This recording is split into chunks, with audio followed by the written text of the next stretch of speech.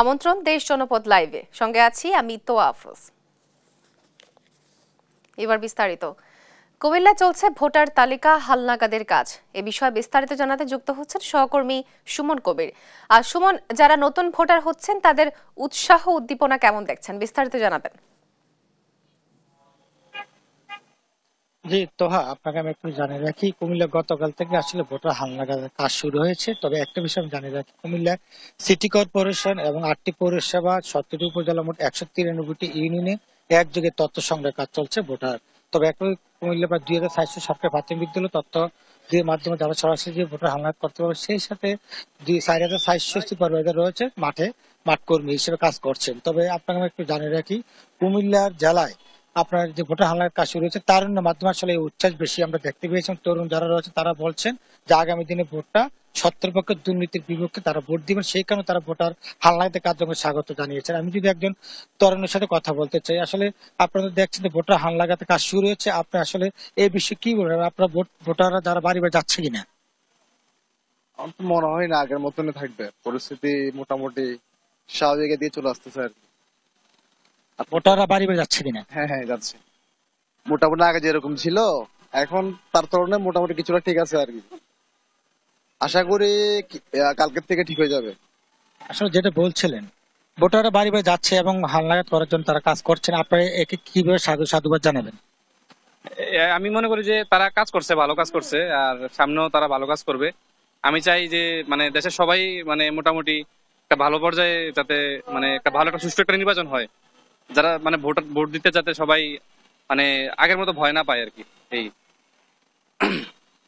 যেটা বলছিলেন, কুমিল্লা আমরা দেখেছি প্রতিটি বাড়ি বাড়ি যাচ্ছে, ভোটার হালনাগাদ কাজ শুরু হয়েছে এবং তরুণ যারা রয়েছে তারাই আসলে ভোটারের কার্যক্রম বেগবান করার জন্য, এবং কুমিল্লাতে ছাত্র বৈষম্য আন্দোলন যারা রয়েছে তারাও আসলে সকলকে সচেতনতা বাড়াচ্ছেন এবং বলছেন যে সবাইকে ভোটার তালিকা হালনাগাদের সকলকে সহযোগিতা করার জন্য কুমিল্লা মহানগর ছাত্র বৈষম্য কমিটি, জেলা ছাত্র বৈষম্য কমিটি, তারা সকল মিলে মিডিয়া সেলে যারা দায়িত্ব পালন করছে কুমিল্লা ছাত্র বৈষম্য, তারাও আসলে সকলকে জানান দিচ্ছেন যে ভোটার তালিকা হালনাগাদের জন্য বাড়ি বাড়ি যাচ্ছেন।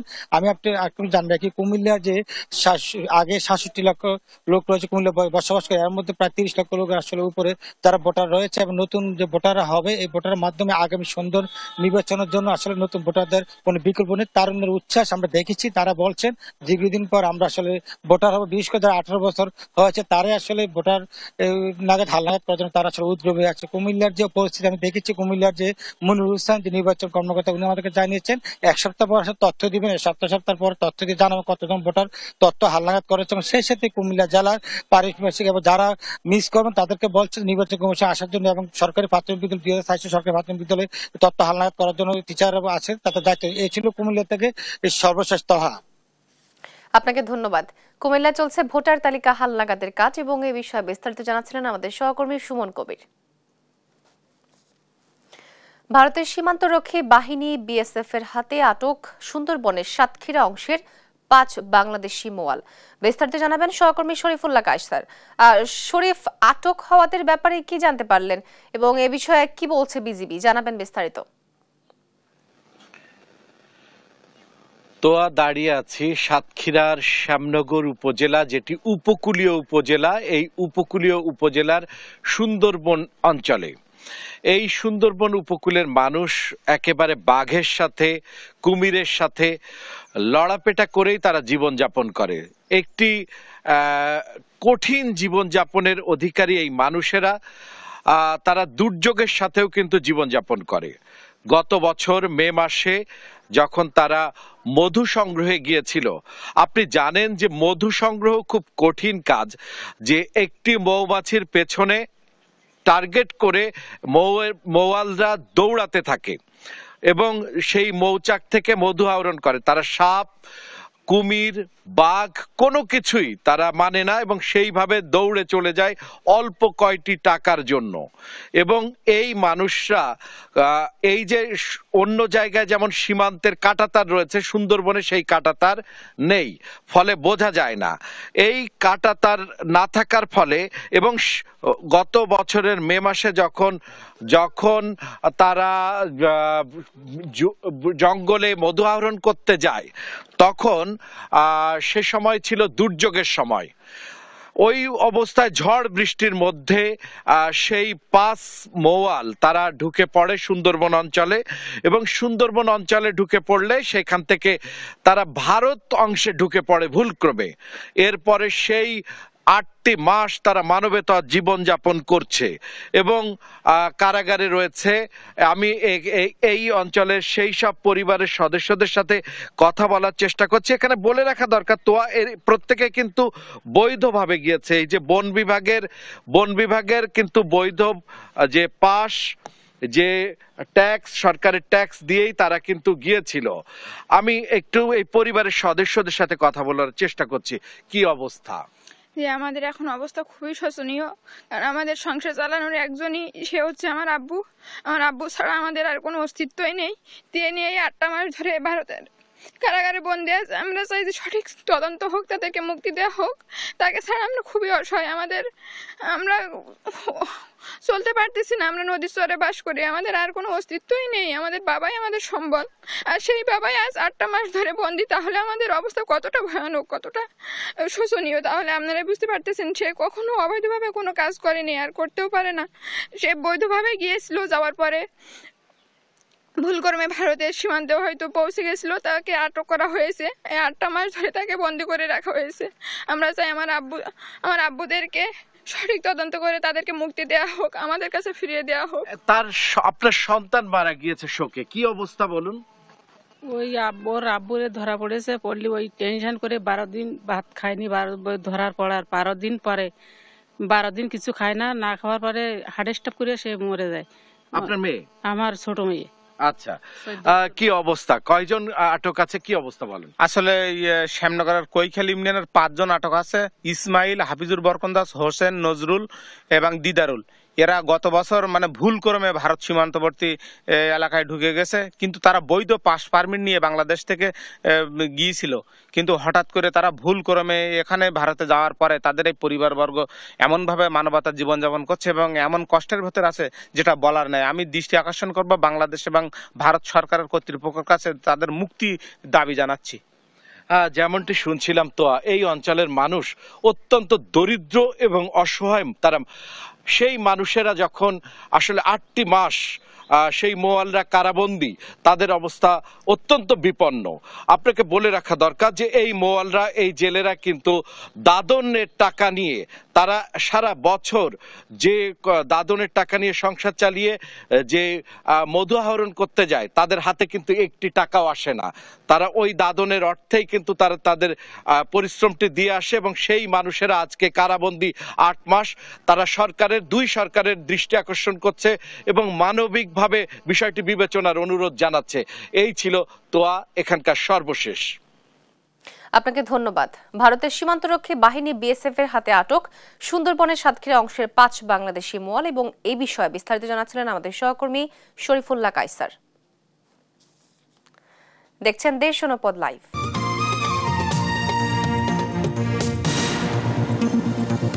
রাজধানীর আগারগাঁওয়ে নির্বাচন কমিশনের কথা বলছেন এ সংক্রান্ত সংস্কার কমিশনের প্রধান বদিউল আলম মজুমদার। সরাসরি যাচ্ছি তার বক্তব্যে।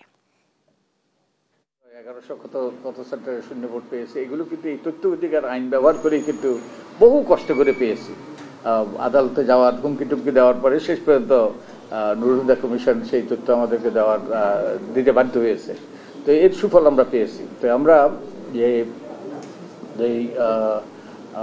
যে কথাটা বলছি যে রাজনৈতিক দলগুলো দায়বদ্ধ হইতে হবে, স্বচ্ছ হইতে হবে, এবং একই সাথে তাদের আর্থিক স্বচ্ছতা নিশ্চিত হইতে হবে।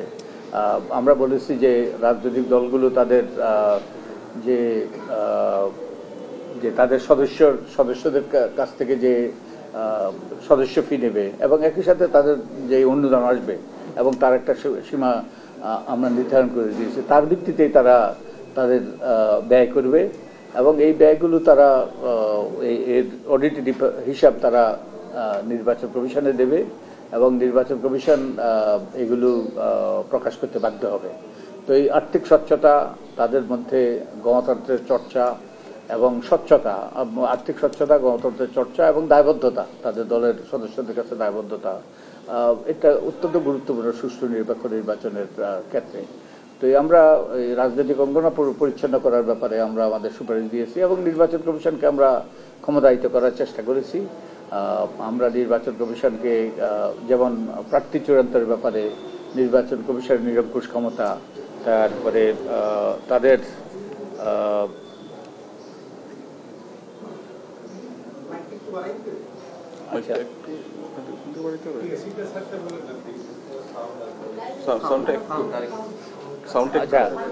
আমরা সুষ্ঠু অর্থবহ নির্বাচনের ব্যাপারে আমরা হলফনামার ছকে পরিবর্তনের কথা বলেছি। তারপরে নির্বাচন হওয়ার পরে নির্বাচন কমিশন নির্বাচন সঠিক হয়েছে এটা সার্টিফাই করবে। জাস্ট চিন্তা করে দেখেন 2018 নির্বাচন কিংবা 2024 নির্বাচনে যদি তারা সিদ্ধান্ত নিতে হইতো এই নির্বাচনটা সঠিক হয়েছে, তখন তারা 10 বার অন্তত 2 বার চিন্তা করতো, 10 বার না হলেও। তো এর মাধ্যমে এবং তাদেরকে আমাদের বিবেচনা শক্তি, সর্বোচ্চ বিবেচনা শক্তি ব্যবহার করার সুযোগ দেওয়া, এবং কেউ যদি এরপরে সংক্ষুব্ধ হয় তারা যেন আদালতে যেতে পারে, সেই ব্যবস্থা করেছি। তো আমরা রাজনৈতিক দলের কথা বলতেছিলাম, রাজনৈতিক দলের কথা তো বলেছি আমরা। আমি শোনা যাচ্ছে তো নাকি পেছনে শোনা যাচ্ছে? তোর সমস্যা আছে, আর একটু বাড়াই দেন ওদিক থেকে একটু, মাইকটা ব্যালেন্সটা তখন বেশি আর বেশি কাছে তো মুশকিল। দেখি ওদিকে দাও। ওকে ওকে।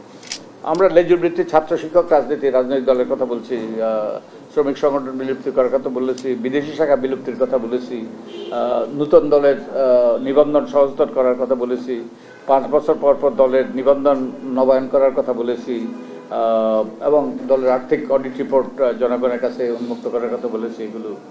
আর আমরা নির্বাচনকে সুষ্ঠু করার ব্যাপারেও কতগুলো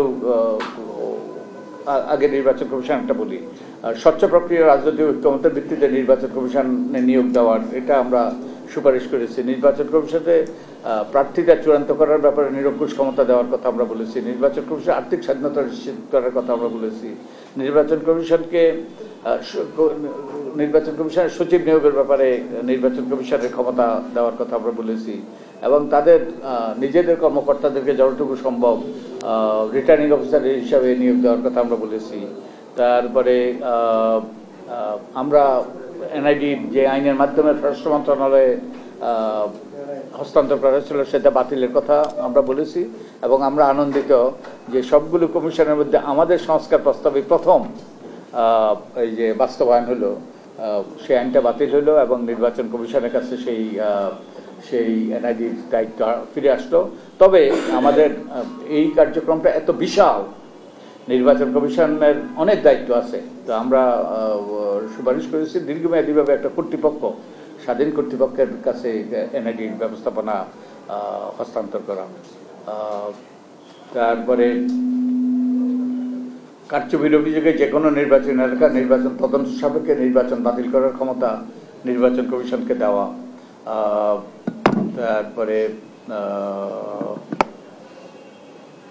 নির্বাচনকালীন সময়ে নির্বাচনকে প্রভাবিত করতে পারে নির্বাহী বিভাগের পক্ষ থেকে এমন কার্যক্রম গ্রহণের ক্ষেত্রে নির্বাচন কমিশনের অনুমতি নেওয়ার বিধান করা।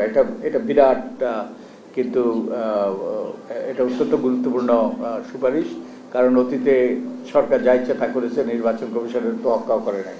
তো নির্বাচন কমিশন যেন নির্বাহী বিভাগ যা ইচ্ছা তা করতে না পারে, নির্বাচনকে প্রভাবিত করার জন্য সেই নির্বাচন কমিশনের সেই কর্তৃত্ব আমরা সেখানে প্রতিষ্ঠিত করার চেষ্টা করেছি। তারপরে ভোটার প্রার্থী মুখোমুখি অনুষ্ঠানের কথা আমরা বলেছি নির্বাচন কমিশনের উদ্যোগে, এবং এই প্রস্তাব অনেকের কাছ থেকে এসছে, এবং আমরা এই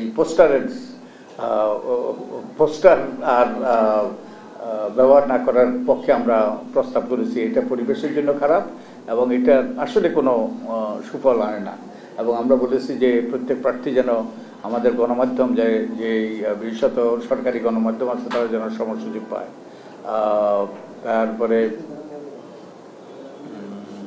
তারপর আমরা বলেছি যে যদি 2014, 2018, 2024 মতো ঘটনা ঘটে যে নির্বাচনটা সঠিক হবে না, এইরকম যদি সম্ভাবনা দেখা যায়, নির্বাচন কমিশন যেন রাষ্ট্রপতির মাধ্যমে সুপ্রিম কোর্টের আপিল বিভাগের তারা নির্দেশনা নিতে পারে, যাতে তারা ওই যে একটা বিতর্কিত নির্বাচন অনুষ্ঠান করে আমাদের গণতান্ত্রিক ব্যবস্থাটাকে ধ্বংস করে না দেয়। কথা বলছিলেন নির্বাচন কমিশন সংস্কার কমিশনের প্রধান বদিউল আলম মজুমদার। আমরা সরাসরি ছিলাম সেখানে। ইলিশের সরবরাহ বেড়েছে চাঁদপুর মাছঘাটে, কমতে শুরু করেছে দাম। এ বিষয়ে বিস্তারিত জানাতে যুক্ত হচ্ছেন সহকর্মী শরীফ আহমেদ। শরীফ, ক্রেতাদের ভিড় কেমন দেখছেন আর দাম কতটা কমলো, কি তথ্য আছে আপনার কাছে জানাবেন? তো আপনি যেমনটি জানতে চেয়েছেন, ইলিশের প্রাপ্যতা আমদানি বাড়ার সাথে সাথে কিন্তু ক্রেতা বিক্রেতাদের উপস্থিতিতে সরগরম হয়ে উঠেছে চাঁদপুর মাছঘাট। আমি সকাল থেকে দেখেছি দেশের বিভিন্ন প্রান্ত থেকে ইলিশ, তাজা ইলিশ কিনতে কিন্তু ক্রেতারা এসে ভিড় জমিয়েছেন চাঁদপুর মাছঘাটে। আমি দেখেছি সকাল থেকে নদী থেকে ইলিশ ধরে জেলেরা ঘাটে নিয়ে আসছেন, সেই ইলিশগুলোকে আড়তে তুলে কিন্তু নিলাম ডাকা হচ্ছে। নিলামের মাধ্যমে কিন্তু ইলিশগুলো বিক্রি করা হচ্ছে। আমি আজকে প্রথমে আপনাকে ইলিশের দাম জানিয়ে দিতে চাই। 1 কেজি সাইজের যে ইলিশ সেটি বিক্রি হচ্ছে 2400 থেকে 2500 টাকা, যেটি গত সপ্তাহে আমরা দেখেছি 2700 থেকে 2800 টাকা দরে বিক্রি হয়েছে। আর 700 থেকে 900 গ্রামের যে ইলিশগুলো সেটি বিক্রি হচ্ছে 1900 থেকে 2000 টাকা, যেটি গত সপ্তাহে বিক্রি হচ্ছে 2200 থেকে 2300 টাকা। এবং 600 গ্রামের যে ইলিশ সেটি বিক্রি হচ্ছে 1400 থেকে 1500 টাকা, যেটি গত সপ্তাহে আমরা দেখেছি 1700 থেকে 1800 টাকা দরে বিক্রি হয়েছে। আমি কথা বলেছি এখানে দেশের বিভিন্ন প্রান্ত থেকে আসা ক্রেতাদের সাথে, তারা আমার সাথে কথা বলেছেন এবং আমাকে জানিয়েছেন তারা কিন্তু বলেছেন যে ইলিশের দাম কিন্তু চড়া, তারা স্বাচ্ছন্দ্যে ইলিশ ক্রয় করতে পারছেন না। তারা বলছেন আরো কিছুটা দাম কমে আসলে কিন্তু তারা স্বাচ্ছন্দ্যে ইলিশ ক্রয় করতে পারবেন। আরেকটা বিষয় আমি বলে রাখি, এখানে যারা আড়তদার রয়েছেন তারা কিন্তু, তাদের সাথে আমি কথা বলেছি, তারা আমাকে জানিয়েছেন যে আসলে ইলিশের প্রাপ্যতা কম থাকা, ইলিশের আমদানি কম থাকায় কিন্তু তারা ইলিশের দাম কিন্তু বেশি ছিল। এখন যেহেতু ইলিশের প্রাপ্যতা বাড়ছে এবং ইলিশের দাম কিছুটা কমে আসছে, অর্থাৎ তারা আশা করছেন আগামী দিনগুলোতে ইলিশের প্রাপ্যতা বাড়ার সাথে সাথে কিন্তু দাম আরেকটু কমে আসবে। তো আমি আরেকটু আশার কথা জানিয়ে রাখি, আমি কথা বলেছি ইলিশ গবেষক যিনি রয়েছেন ডক্টর আনিসুর রহমানের সাথে। তিনি আমাকে জানিয়েছেন যে আগামী সপ্তাহে অর্থাৎ জানুয়ারির শেষের দিকে এবং ফেব্রুয়ারির শুরুতে কিন্তু ইলিশের প্রাপ্যতা আরো বাড়বে। তো আরো বাড়ার সাথে সাথে কিন্তু দাম অনেকটাই নাগালের মধ্যে আসবে। আরেকটু বিষয় হচ্ছে যে আগামী যে ফেব্রুয়ারি মাসেই কিন্তু ইলিশ ধরা এখানে থাকবে, এরপরে যখন এপ্রিল মাস এবং মার্চ এপ্রিল মাসে কিন্তু ইলিশ ধরা এই 2 মাস বন্ধ থাকে, অর্থাৎ যাত্রা সংরক্ষণ অভিযান চলমান থাকলে কিন্তু চাঁদপুরে ইলিশ ধরা বন্ধ থাকবে। তো আগামী মাস অর্থাৎ যে ফেব্রুয়ারি মাস রয়েছে সেখানে ইলিশের বেচা কিনা কিন্তু পুরো দমে জমে উঠবে চাঁদপুর মাছঘাটে। তো এই ছিল তোয়া চাঁদপুর মাছঘাট থেকে আমার কাছে। আপনাকে ধন্যবাদ। চাঁদপুর মাছঘাট থেকে সরাসরি যুক্ত ছিলেন আমাদের সহকর্মী শরীফ আহমেদ। দেখছেন দেশ জনপদ লাইভ।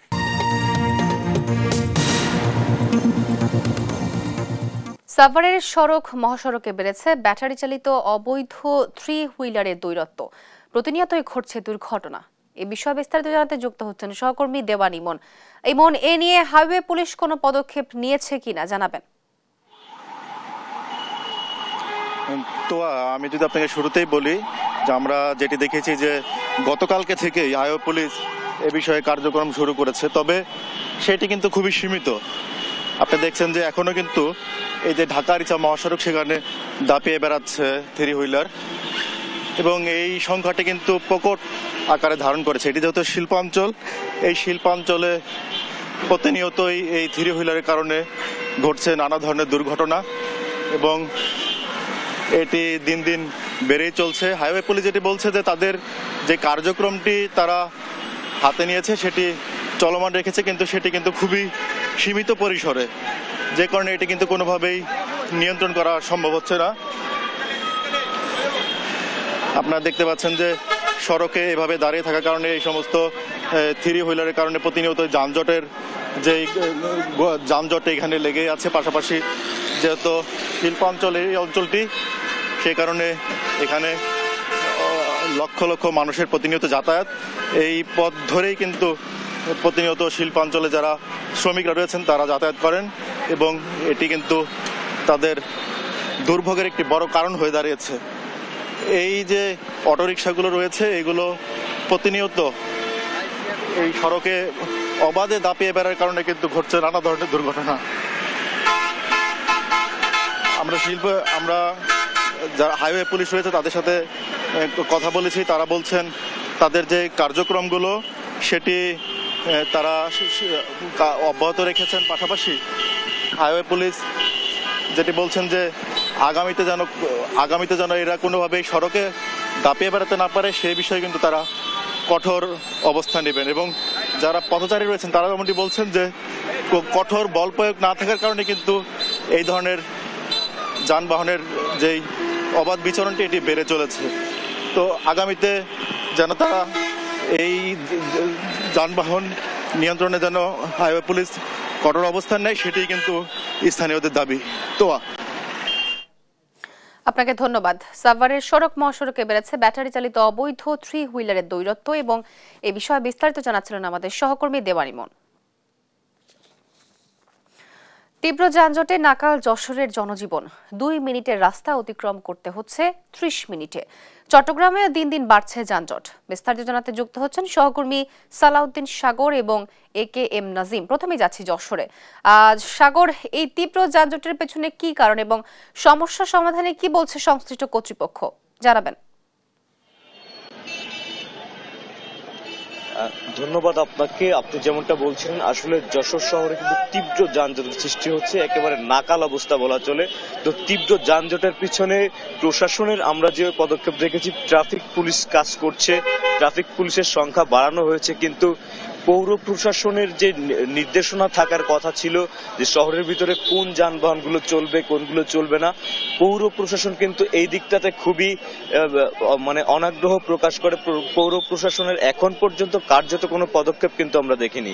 যশোর শহরের ভেতরে ব্যাটারি চালিত অটোরিকশা, অন্যান্য ইজি বাইক, 3 হুইলার এইগুলোর দৌরাত্ম্য এত পরিমাণে বেড়েছে যে 2 মিনিটের রাস্তা পার হইতে সময় লাগছে প্রায় 15 মিনিট। আমি এখন যেখানে রয়েছি এটা যশোর শহরের খুবই গুরুত্বপূর্ণ একটি মোড় বলা চলে। যশোর জেনারেল হাসপাতাল, যশোরের দোয়াটানা, এখানেই যশোর শহরের এই প্রাণ কেন্দ্রে এরকম আমরা অ্যাম্বুলেন্স ড্রাইভারদের সাথে কথা বলে এরকমটা জানতে পেরেছি। তারা আমাদেরকে জানিয়েছেন যে আসলে শহরের বাইরে থেকে তারা যখন রুগী নিয়ে আসেন তারা খুব স্বাচ্ছন্দ্যে রুগী নিয়ে আসতে পারেন, কিন্তু দোয়াটানা থেকে হাসপাতালের দূরত্ব মাত্র 2 কিলোমিটার হলেও সেখানে আসতে তাদের আধা ঘন্টা থেকে কখনো কখনো আধা ঘন্টা, কখনো কখনো 15 মিনিট সময় লেগে যায় শুধুমাত্র জ্যামের কারণে। বেলা বাড়ার সাথে সাথে আসলে মূলত শহরে জ্যামগুলো বাড়ে। এখন যানজটের পরিমাণ একটু কম দেখা যাচ্ছে। দেখতে পাচ্ছেন যে হাসপাতালের সামনে একেবারে ট্রাফিক জ্যাম এমন ভাবে লেগে আছে যেন তিল ধরানোর ঠাঁই নেই, এরকম একটা পরিবেশ কিন্তু সবসময় বিরাজ করে। বেলা যত বাড়ে এই জ্যামের পরিমাণ বাইরের থেকে যানবাহনগুলো তত ঢোকে।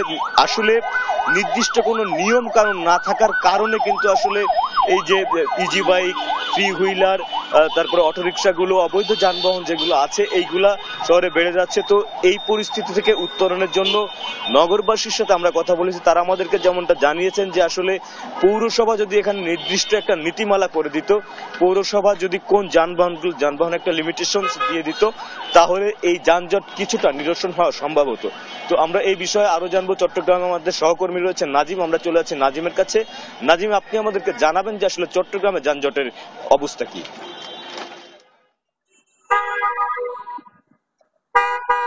যানজট সেটি আছে চট্টগ্রাম জন্য একটি বিস্ফোরক, কারণ গত বেশ কয়েক বছর ধরে চট্টগ্রাম যানজট যেটি হচ্ছে সেটি দীর্ঘ হচ্ছে। এতে করে সাধারণ মানুষ যেভাবে ভোগান্তিতে পড়ছে, পাশাপাশি যারা অফিসগামী মানুষ রয়েছেন এবং স্কুল কলেজের যারা শিক্ষার্থী রয়েছেন তারাও কিন্তু চরম বিভাগে পড়ছেন। কারণ যানজটের কারণে আমরা যদি দেখেছি আপনার অনেক সময় অফিসের যে সময় সেটি বেশ কয়েক ঘন্টা কিন্তু যানজটে চলে যায়।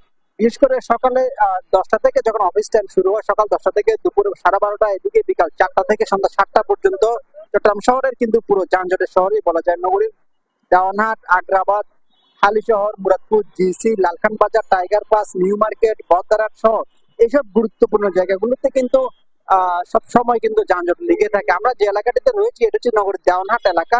এখানে কিন্তু যানজটের যে চিত্র দেখছেন এটি একটু আগে কিন্তু যানজট সবচেয়ে বেশি ছিল। এখন হয়তো ট্রাফিক পুলিশ অ্যাক্টিভিটিস হওয়ার কারণে বা আমরা ক্যামেরা দেখার কারণে কিন্তু ট্রাফিক পুলিশের যে তৎপরতা সেটি বেড়ে যাওয়ার কারণে কিন্তু যানজট একটু কমে আসছে, নয়তো কিন্তু যানজট দীর্ঘক্ষণ লেগে ছিল। সাধারণ যারা মানুষ তারা যেটি বলছেন, যানজটের প্রথম মূল কারণ হচ্ছে যে যেখানে সেখানে অবৈধ পার্কিং, রাস্তার উপরে অবৈধ গাড়িগুলো পার্কিং করে, পাশাপাশি ফিটনেসবিহীন কিছু গণপরিবহন রয়েছে, তারা যত্রতত্র যাত্রী উঠে নামার কারণে কিন্তু যানজটের সবচাইতে বড় কারণ। আরেকটি বড় কারণ হচ্ছে সড়কের দুপাশেই কিন্তু ছোট বড় বিভিন্ন দোকান এবং ভাসমান দোকানগুলোর কারণে কিন্তু যানজটের অন্যতম কারণ বলে মনে করছেন নগরবাসী। তবে ট্রাফিক পুলিশের পক্ষ থেকে বলা হচ্ছে 5 আগস্টের পরবর্তী সময়ে ট্রাফিক পুলিশকে যেভাবে ঢেলে সাজানো হচ্ছে সেভাবে হয়তো ঢেলে সাজানোর পরে তারা তাদের যে ট্রাফিক কার্যক্রম তারা আরো বেগবান করবেন। এবং ইতিমধ্যে নগরের গুরুত্বপূর্ণ পয়েন্টগুলোতে কিন্তু ট্রাফিক সদস্যের সংখ্যা বাড়ানো হয়েছে, পাশাপাশি যারা সার্জেন্টরা রয়েছেন তাদেরও সংখ্যা বাড়ানো হয়েছে বলে আসলে পুলিশের পক্ষ থেকে আমরা জানতে পেরেছি। তবে নগরবাসী বলছেন আসলে ট্রাফিক পুলিশ যতই চেষ্টা করুক কিন্তু সাধারণ মানুষ সচেতন না হলে এবং অবৈধ যেসব যানবাহন রয়েছে সড়কে সেগুলোর বিরুদ্ধে যদি ব্যবস্থা গ্রহণ না করে তাহলে যানজট কিন্তু কোনোভাবে থামবে না। আর বিশেষ করে সিটি কর্পোরেশনের পক্ষ থেকে বা অন্যান্য যেসব সেবা সংস্থা রয়েছে, যেসব সেবা সংস্থাগুলো কিন্তু ট্রাফিকের যানজট নিয়ে কাজ করেন এবং তারা যদি সমন্বয় করে কাজ করে তাহলে ট্রাফিকের যে যানজট সেটি কিছুটা হলেও কমে আসবে, নয়তো কিন্তু এই যানজট ধীরে ধীরে বাড়বে বলে মনে করছেন নগরবাসী। আরেকটা বিষয় আমরা যেটি দেখেছি, নগরের গুরুত্বপূর্ণ কিছু এলাকায় কিন্তু যানজটের যেটি অন্যতম কারণ সেটা হচ্ছে যে সড়কে উন্নয়নের কাজের কারণে কিন্তু যে যানজট সেটি কিন্তু প্রতিনিয়ত লেগে আছে। আর সড়ক বিভিন্ন সেবা সংস্থাগুলো তাদের প্রয়োজন মনে করে যত্রতত্র খোঁড়াখুড়ি, যখন তখন তাদের ইচ্ছা মতো খোঁড়াখুড়ির কারণে কিন্তু সড়কে যানজটের অন্যতম কারণ বলে মনে করছেন নগরবাসী। তবে দ্রুত সময়ের মধ্যে যদি চট্টগ্রাম নগর ট্রাফিক ব্যবস্থা ঢেলে সাজানো না হয় এবং যানজট নিয়ন্ত্রণ করা না যায় তাহলে আগামী কয়েক বছরের মধ্যে পুরো চট্টগ্রাম যানজটের শহর হবে বলে মনে করছেন নাগরিক সমাজের প্রতিনিধিরা। তো যানজট নিয়ে নগর জানার থেকে এই ছিল আমার কাছে সর্বশেষ। আপনাদের দুজনকেই ধন্যবাদ। যশোর এবং চট্টগ্রামের যানজটের খবরাখবর জানাচ্ছিলেন আমাদের সহকর্মীরা।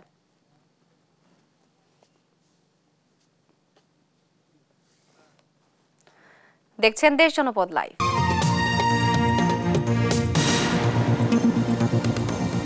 মানিকগঞ্জে গড়ে উঠেছে শতাধিক অবৈধ মানহীন ক্লিনিক, ডায়াগনস্টিক ও প্যাথোলজি সেন্টার। এ বিষয়ে বিস্তারিত জানাতে যুক্ত হচ্ছেন সহকর্মী আব্দুল আলিম।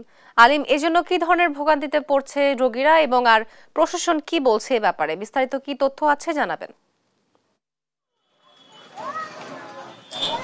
মানিকগঞ্জে হাটে বাজারে বিভিন্ন রাস্তার মোড়ে ব্যাঙের ছাতার মতো গড়ে উঠেছে অসংখ্য ক্লিনিক, হাসপাতাল এবং ডায়াগনস্টিক সেন্টার। তো মানিকগঞ্জ জেলা সদর হাসপাতাল ঘিরেই মানিকগঞ্জ বাস স্ট্যান্ড এলাকায় গড়ে উঠেছে প্রায় অর্ধশতাধিক এই ক্লিনিক, ডায়াগনস্টিক সেন্টার। তো এই যে মানিকগঞ্জে 177টি যে প্রাইভেট হাসপাতাল ক্লিনিকগুলো রয়েছে এর মধ্যে 114টি নিবন্ধন রয়েছে, বাকি 60টির কিন্তু কোনো নিবন্ধন নেই। তো আমরা জেলা স্বাস্থ্য বিভাগ থেকে জানতে পেরেছি যে এই অবৈধ যে ক্লিনিকগুলো রয়েছে এই ক্লিনিকগুলোর বিরুদ্ধে মাঝে মধ্যে তারা অভিযান পরিচালনা করছেন। কিছু ক্লিনিক তারা বন্ধ করেছেন, আর যে ক্লিনিকগুলোতে যে পরীক্ষা নিরীক্ষা করা হয় সেই পরীক্ষা নিরীক্ষাগুলোর মান একেবারেই নেই এবং যে ভোক্তারা এবং রোগীরা যেটি বলছেন যে এক এক ক্লিনিকে এক এক রকম রিপোর্ট আসে, যে কারণে তাদেরকে অনেক সময় ভুল চিকিৎসার গ্লানি টানতে হয়। এক্ষেত্রে আরো আমরা যেটি জানতে পেরেছি যে যেগুলোর নিবন্ধন আছে এগুলোর মধ্যেও প্রায় বেশিরভাগেরই নেই পরিবেশের ছাড়পত্র, নেই হালনাগাদ কোনো কাগজপত্র। তো প্রশাসনের পক্ষ থেকে যে তৎপরতা থাকার কথা সেই তৎপরতা কিন্তু আমরা দেখতে পাইনি। তো আমরা আমার যে রোগীরা যে জেলার 7টি উপজেলা থেকে যে রোগীরা আসেন চিকিৎসা নিতে এবং যে সেই রোগীরা যেটি বলছেন যে এই যে ক্লিনিকের যে অবৈধ ক্লিনিকগুলো রয়েছে এবং যে প্রাইভেট হাসপাতাল রয়েছে এই হাসপাতাল ক্লিনিক ক্লিনিকগুলোর যেন চিকিৎসার মান উন্নত হয়, সেই জন্য যেন জেলা স্বাস্থ্য বিভাগ কার্যত পদক্ষেপ নেয় তার জোর দাবি জানিয়েছেন। তো আমরা কথা বলেছি যে মানিকগঞ্জ স্বাস্থ্য বিভাগের যে সিভিল সার্জন রয়েছেন তার সাথে, তিনি যেটি বলছেন যে তারা একটি তালিকা করছেন অতি দ্রুতই যে স্বাস্থ্য খাতের যে ক্লিনিক হাসপাতালগুলোতে যে নিয়ম যে মানছে না সেগুলোর বিরুদ্ধে তারা ব্যবস্থা নেবেন। তো এই ছিল আমার কাছে মানিকগঞ্জের যে ক্লিনিক হাসপাতাল ডায়াগনস্টিক সেন্টার রয়েছে প্রাইভেট তার সর্বশেষ খবর। আপনাকে ধন্যবাদ। মানিকগঞ্জ থেকে সরাসরি যুক্ত ছিলেন আমাদের সহকর্মী আব্দুল আলী। পেকিং স্টার 13 জাতের হাঁস পালন করে লাভবান হচ্ছেন নেত্রকোনার খামারিরা। এ বিষয়ে বিস্তারিত জানাতে সরাসরি যুক্ত হচ্ছেন সহকর্মী জিয়াউর রহমান। জিয়া, কি পরিমাণ লাভ করছেন কৃষকরা আর কেমন সময় ব্যয় করতে হয় এই হাঁসের পরিচর্যায়? জি তুয়া, আপনি যেমনটি বলছিলেন যে পেকিং স্টার 13 জাতের হাঁস লালন পালন করে নেত্রকোনা জেলার অন্তত 40 জন খামারি তারা কিন্তু বেশ লাভবান হয়েছেন। তো আমি এই মুহূর্তে যে জায়গাটিতে রয়েছি সেটি হচ্ছে নেত্রকোনা সদর উপজেলার বাংলা গ্রামে। এখানে আব্দুল আজিজ নামে একজন খামারি, তিনি কিন্তু এই পেকিং স্টার 13 জাতের হাঁস চাষ করে লালন পালন করে তিনি কিন্তু বেশ লাভবান হয়েছেন।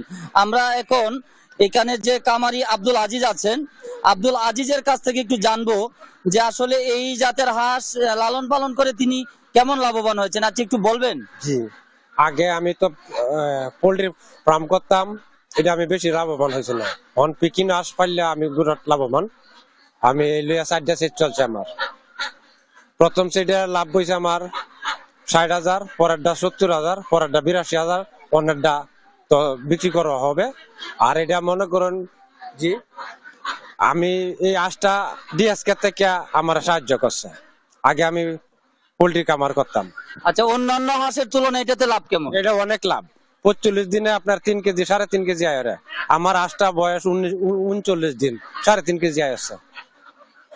আচ্ছা, আমরা একটু এই হাঁস লালন পালনে যারা সহযোগিতা করে আসছেন ডিএসকে সংস্থা, তাদের একটু বক্তব্য জানবো। আচ্ছা, একটু বলবেন এই হাঁস সম্পর্কে।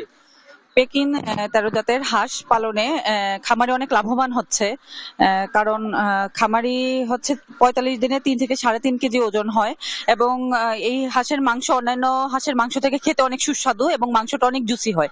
আমরা নেত্রকোনা জেলার 4টি উপজেলায় কাজ করছি। আমরা চাচ্ছি যে নেত্রকোনা জেলায় পেকিং হাঁসের বিপ্লবের পাশাপাশি সারা দেশে এই পেকিং স্টার 13 জাতের হাঁসের মাংসের চাহিদা পূরণ হোক।